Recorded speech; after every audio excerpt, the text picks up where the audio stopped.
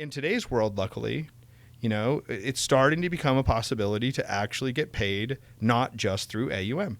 Right. And I'm not saying that AUM is going to go away. I'm just saying if I say, well, we have an AUM minimum of 100,000, it's really going to make it very difficult for this customer to feel like I'm meeting them where they're at, right? Because they're like, man, that feels like you're just part of an industry that I can't be a part of.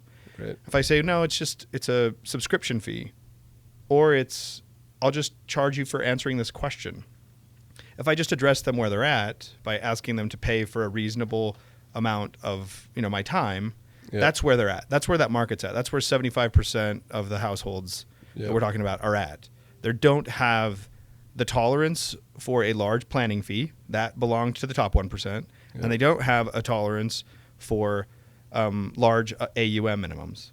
So you have to meet them where they're at. Now, I don't think that that's rocket science to anyone listening, but we haven't figured out a way to do that profitably yet. That's where our problem is, right? Because the business model that we're delivering is still the same as what we were delivering to the top 1%. Sure. And that's implied in that is we're talking 12 hours of implied work, 10 hours of implied work.